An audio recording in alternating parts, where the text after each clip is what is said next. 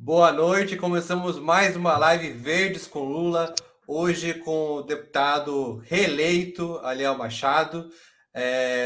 Você que nos acompanha aqui pelo Instagram e pelo Facebook, seja muito bem-vindo, muito bem-vinda. Mais uma vez, é um espaço para a gente ficar por dentro do que anda acontecendo na transição do governo Lula. A gente está convidando verdes que estão nesse processo. Hoje estamos com o deputado aqui que está no grupo técnico de esportes, mas vamos falar também sobre o trabalho dele como deputado, né, para esse ano que está chegando, né? Esse ano ele passou por todo esse mandato do Bolsonaro e agora vem com o governo Lula com uma herança muito ruim deste governo. A gente vai tentar tratar desses assuntos. O Aliel, eu vou apresentá-lo aqui, ele é natural de Ponta Grossa, no Paraná.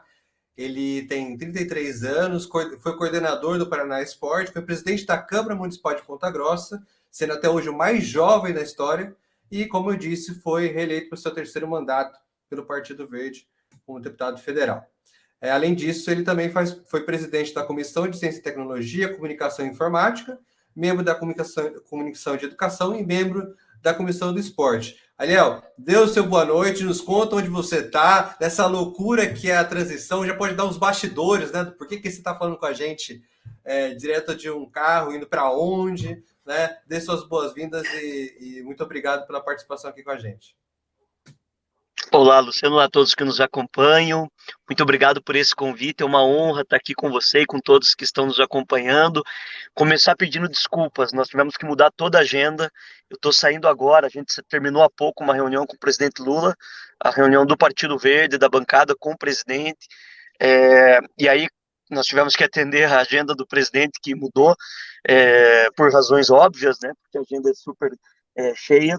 E eu tive que mudar o horário do voo, então eu estou chegando agora no aeroporto para conseguir cumprir os compromissos lá no Paraná. Mas eu não quis deixar de atender. Para mim é uma honra, uma responsabilidade estar aqui com vocês para falar um pouquinho sobre isso. Você já fez um resumo, eu estou indo para o terceiro mandato, tenho muito orgulho de estar no Partido Verde e quero dizer que a gente tem um grande desafio, porque o Brasil foi jogado às traças nesses últimos 4 anos. As instituições sofreram ataques pesados. Nós tivemos a destruição do orçamento público nas áreas mais importantes, tanto na educação, quanto na área da saúde pública, quanto em outras áreas. E nós temos o dever, a responsabilidade de defender a democracia. E quando a gente fala em defender a democracia, isso não é um jargão. A gente tem que falar e sempre afirmar que as instituições estão acima dos interesses pessoais, dos interesses partidários, e o interesse coletivo da população enquanto nação precisa ser colocado em primeiro lugar. E a gente precisa colocar a casa em ordem. Então, tenho muito orgulho de ter sido convidado pelo presidente Lula, também pelo nosso partido, pelo nosso presidente Pena, pelo nosso presidente Ivanilson da Fundação e todos, para compor aí o grupo de transição, tanto no esporte, ao qual eu estou ajudando de maneira um pouco mais aprofundada tecnicamente, bem como o nosso trabalho no GT político. Nós estamos também participando das articulações, das ações políticas de composição nesse momento importante do país.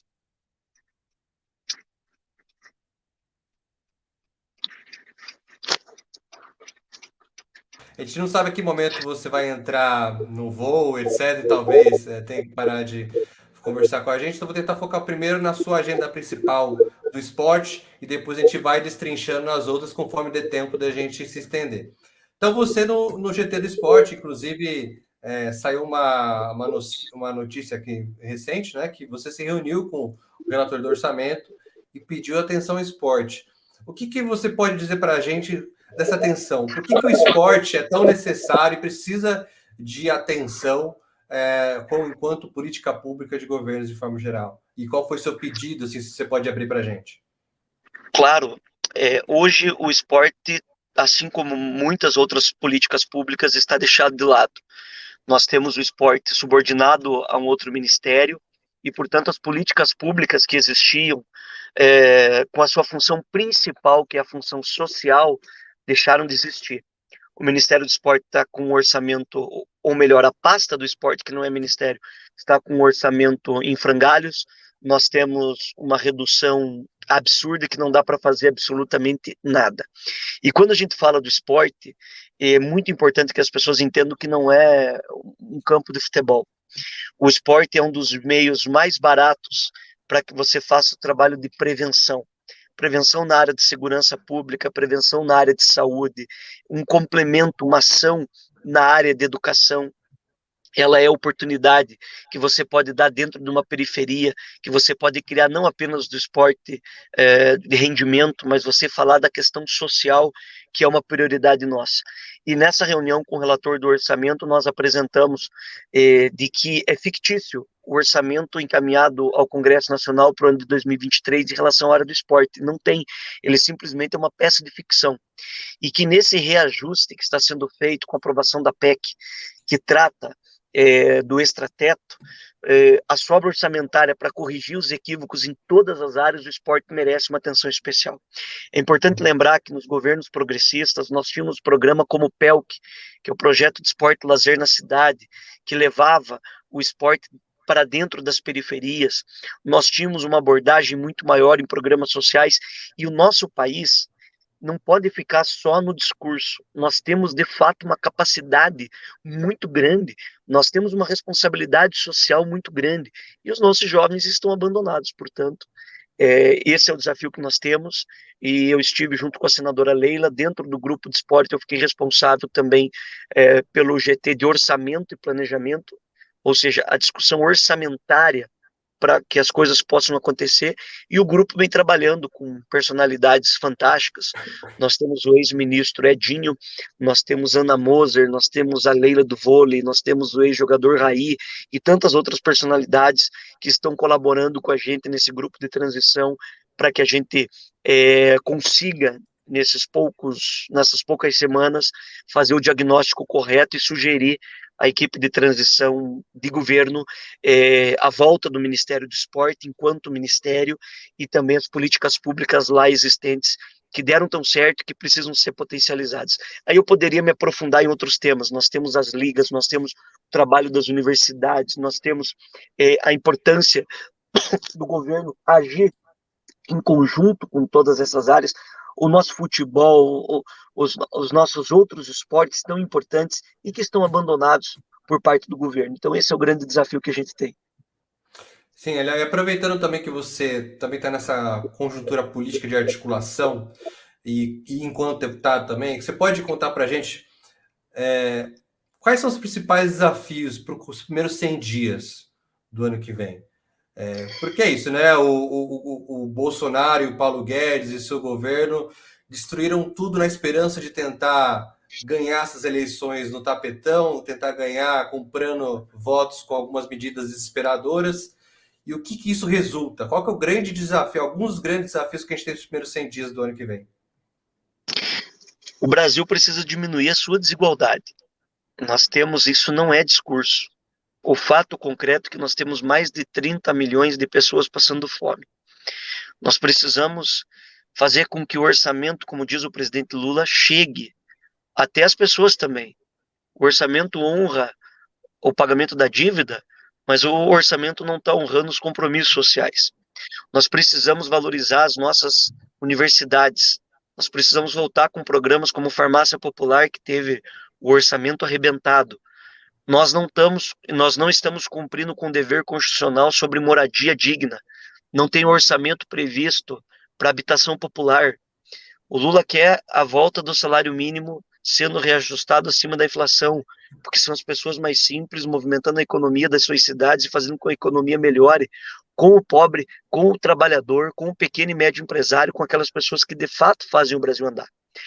Qual é o desafio nesses primeiros dias?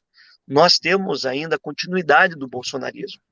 Nós temos aí uma continuidade dessa disputa que quer trazer inviabilização do governo, porque são contra o país. E nós temos esses extremos atacando. Então nós temos que dialogar muito. Eu acho que o grande desafio é criar uma condição de governabilidade com o Congresso Nacional, e aí o Lula tem muita habilidade para fazer isso, e a gente conseguir avançar. São muitas áreas, Luciano, eu não diria que uma área específica daria para resolver tudo, mas selecionando dentro dentro do arcabouço melhor, eu diria que a economia e a política. Precisa resolver, não pode errar na economia e não pode errar na política para dar condições de fazer isso. E nisso o Lula é especialista. E aí tem uma dúvida que veio da última live que a gente teve com o Gustavo aqui, que o pessoal queria que talvez você pudesse compartilhar um pouco. Como que é essa dinâmica? O que significa de fato estar no GT de transição? Como é o dia a dia de alguém que foi convidado para essa missão, né, voluntária para a grande maioria das pessoas? Como que é a carga de trabalho a mais que as pessoas têm estando nesse tipo de trabalho? Bom, além da transição, nós estamos no mandato, num trabalho muito forte aqui no Congresso, porque é um momento muito importante. Estamos discutindo o orçamento que deve ser votado nos próximos dias, a nova emenda constitucional e também a transição. Então, o que significa transição? A melhor forma de explicar é a seguinte: nós precisamos de uma radiografia para saber como está a situação do paciente, para sugerir qual é o melhor tratamento. Então, cada um concentra nos seus grupos, traz a sua colaboração, nós identificamos os problemas, conversamos com os técnicos e trabalhamos em duas vertentes. Uma é a parte técnica, ou seja, nós pegamos os especialistas, nós pegamos os desportistas e discutimos essas alternativas de como as coisas estão para entender como elas estão. E para isso a gente precisa dialogar com o atual governo, onde a gente está tendo dificuldade para ter esses dados, essas informações e poder entregar um documento capaz de cumprir a função que a transição nos deu, que é fazer esse diagnóstico. A outra vertente é a política. Então, por exemplo, nós temos que fazer a negociação para que o esporte seja contemplado e ele seja lembrado no momento da votação do orçamento. E isso precisa ter toda uma articulação de trabalho. Então, todo dia são muitas reuniões, muitos relatórios para a gente ler, para a gente compartilhar, reunião com técnicos para discutir isso, essa parte técnica, estudo de como as coisas eram, de como as coisas podem ser, de como as coisas estão. Então, é um trabalho gratificante. É um orgulho poder, de maneira voluntária, estar contribuindo aí para um projeto que a gente acredita e sabe que pode ajudar muito o nosso povo brasileiro.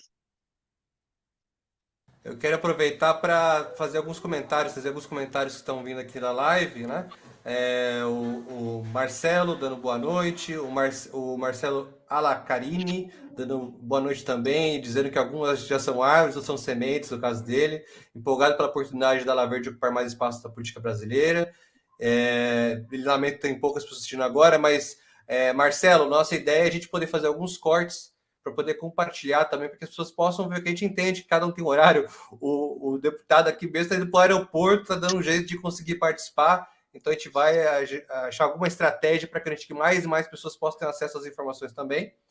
O Márcio Rodrigues está dando um abraço pela juventude do PV do Pará.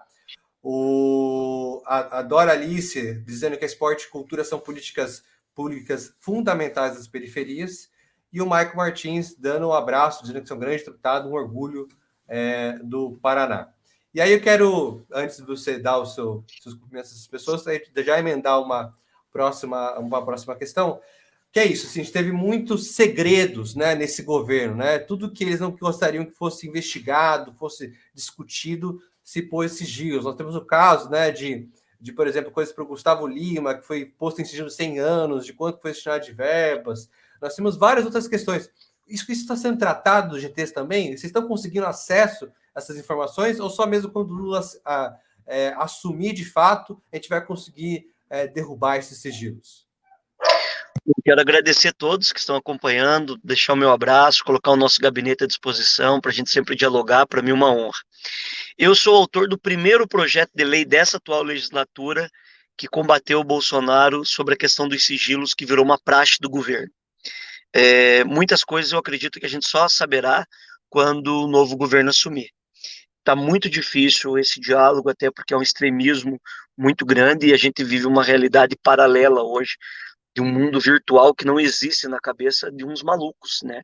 Que infelizmente insistem em atacar as instituições, a democracia. Nós temos esse desafio, O governo é um governo que não estabeleceu prioridades, é um governo negacionista, um governo que atacou a ciência, que atacou a cultura, que atacou o esporte e que, por consequência, atacou a nação brasileira. E isso não é de uma vertente ideológica. Isso é uma questão de responsabilidade mesmo. E pessoas boas a gente tem em todos os partidos. Nós temos boas ideias em, em quem é mais à direita, temos excepcionais ideias em quem é mais à esquerda. A gente precisa ter responsabilidade com o país, coisa que o atual governo não teve.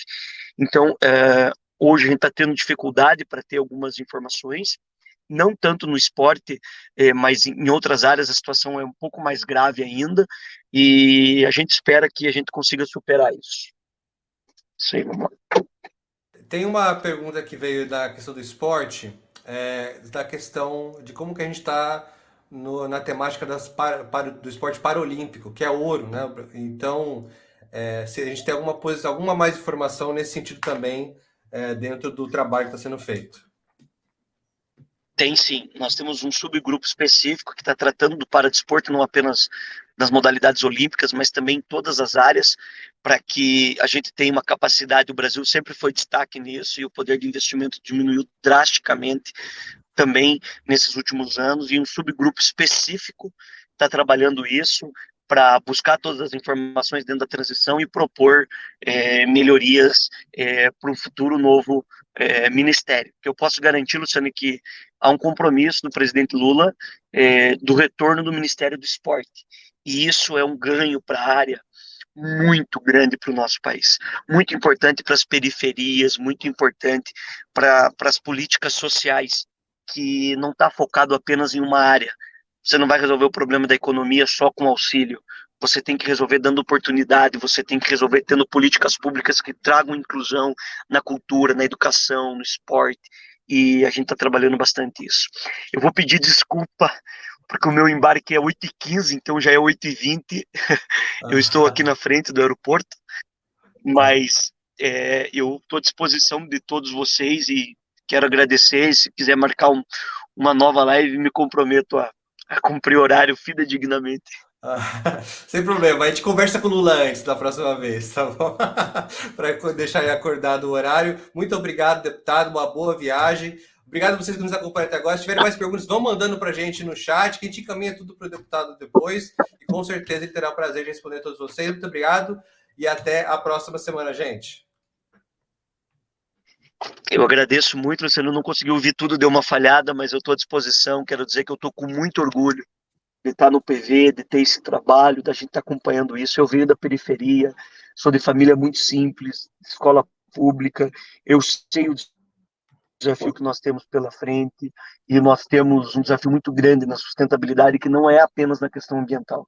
Um desafio de devolver o Brasil aos brasileiros, mais paz, mais amor, mais responsabilidade, que a gente vai vencer isso. Um grande abraço. Obrigado, deputado. Obrigado, gente. Obrigado a todo mundo. Obrigado à Secretaria de Comunicação. Obrigado, Mário Perim. Obrigado, Márcio. Obrigado a todo mundo que torna possível essas lives.